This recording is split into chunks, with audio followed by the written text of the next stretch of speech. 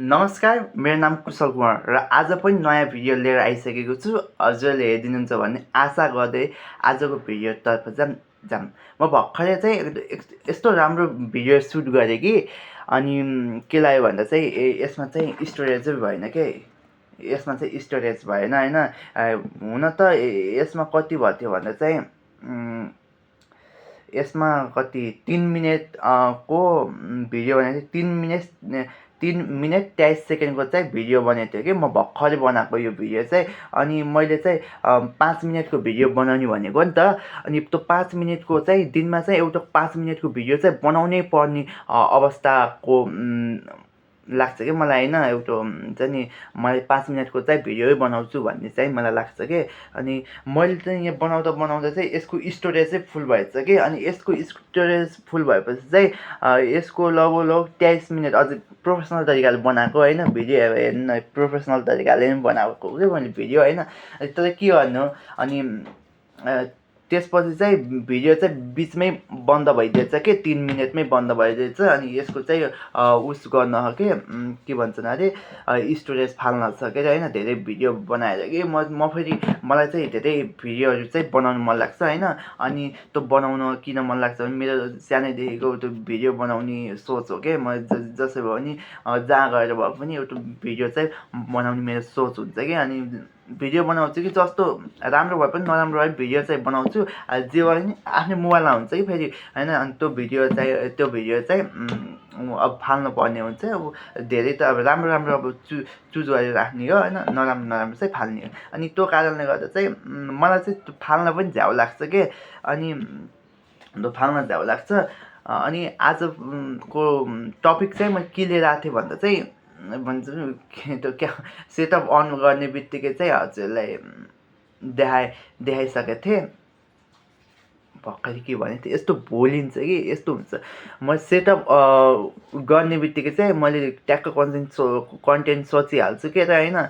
के हुन्छ भन्दा चाहिँ कन्टेन्ट त्यो बेलाको कन्टेन्ट चाहिँ के थियो भन्दा चाहिँ अघिको कन्टेन्ट त्यही पटेकाहरू थियो। अनि त्यो पटेकाहरू चाहिँ त्यो हुन्छ नि, म चाहिँ त्यो आजको चाहिँ एकदमै पटेकाको कुरा चाहिँ गर्नेछु के।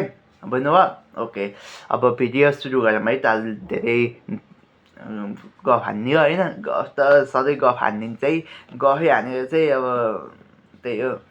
अनि हामी चाहिँ के भयो भन्दा चाहिँ अहिले पो हामी धेरै भयो भने उमेर भयो नि त। अनि हामी चाहिँ सानोको बेला पटेका पड्काउँदाखेरिको त्यो रमाइलो क्षणहरू चाहिँ हामी कहिले भुल्दैन के। अनि के हुन्छ भन्दा चाहिँ सानोमा चाहिँ अब म मेरो साथीहरू त्यही थिएन कि, टन्नै थिएन होइन। अनि त्यो हुँदा चाहिँ हुन्छ नि, लाइक मेरो साथीहरू चाहिँ के गर्छन् भन्दा चाहिँ जस्तै तिनले कुन पटेका ल्याउँछन्, मैले कुन पटेका ल्याउँथेँ, कहिले तिनले ल्याउँथेँ कहिले मैले ल्याउँथेँ होइन, साथीहरूले ल्याउँथेँ कि। अनि हामी एकै ठाउँ बसेर साँझ दिउँसभरि हामी पड्काइन्थ्यो कि। त्यो त्यहाँदेखि भैलो खेलिन्थ्यो। अनि त्यो पड्काउँदा चाहिँ अब कहिले कसको पैसा जान्थ्यो, कहिले कसको पैसा जान्थ्यो। तर त्यो बेलाको रमाइलो क्षण चाहिँ एकदमै रमाइलो भयो कि। अनि अहिले चाहिँ के भयो भन्दा चाहिँ अहिले पटेका पड्काउँछन्, आफूले चाहिँ तल्लपट्टि हेर्ने हो कि। अब त्यही त। अनि अब साथीहरू कोही पनि हुन्छ नि नभएपछि अनि त्यसपछि अब भैलो हेर्ने एक्लै बसेर होइन। त्यही त हो अहिलेको यो सिचुएसनमा। त्यही अब यसो भैलो हेर्ने, त्यसपछि पटेका अहिले पड्काएको हेर्ने बस्ने त हो होइन।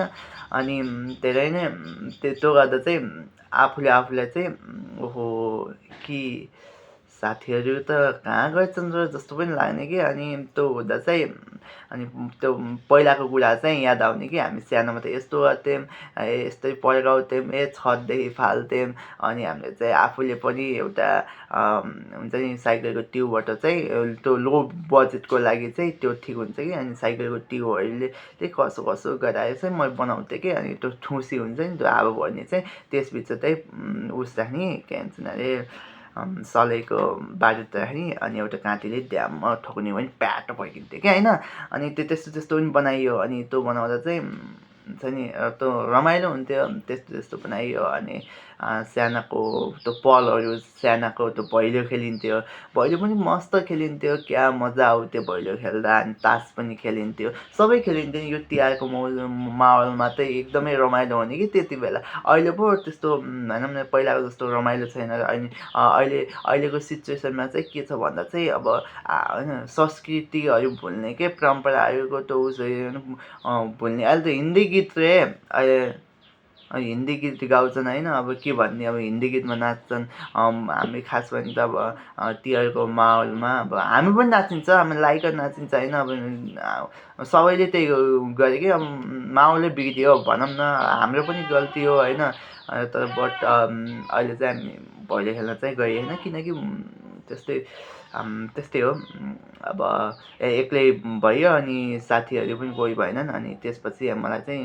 हाम्रो फ्यामिली चाहिँ एकदमै कडा हुनुहुन्छ कि अनि कडा हुनुहुन्छ अनि हुन्छ स्ट्रिक हुनुहुन्छ त्यो कारणले गर्दा चाहिँ हामीले चाहिँ खेल्न पनि पाएन केही छैन ठिक छ अनि हामीले चाहिँ हेरेर भए पनि हामी चित्त बुझाउनुपर्छ यो भैलो रमाइलो गर्नुपर्छ इन्जोय गर्नुपर्छ भोलि चाहिँ तिहार छ होप हजुरको पनि अब भाइटिकाहरू राम्रो हुनेछ हाम्रो पनि अहिलेसम्म ठिकै छ अब भोलिसम्म के हुन्छ हेरौँ होइन अस्ति नै दसैँ पनि त्यस्तै भयो दसैँको बेला चाहिँ के भयो भन्दा चाहिँ दसैँको अघिल्लो दिन चाहिँ हाम्रो उस गाउँतिरको चाहिँ उसहरू बित्नु भएको थियो कि भनौँ न त्यही दाजुभाइहरू बित्नु भएको थियो होइन त्यो दाजुभाइमा त्यो बुवा बित्नु भएको थियो कि अनि त्यस्तो त्यस्तो हुन्छ कहिलेकाहीँ टिका भएकोलाई पनि ह्याप्पी तिहार अनि टिका नभएकोलाई पनि ह्याप्पी तिहार अनि देश विदेशमा भएको सम्पूर्ण नेपाली दाजुभाइ तथा दिदीबहिनीहरूलाई ह्याप्पी तिहार राम्रोसँग मनाउनु होला के गर्नु तपाईँहरू नआए पनि तपाईँहरूलाई चाहिँ एकदमै हामीले मिस गर्नेछौँ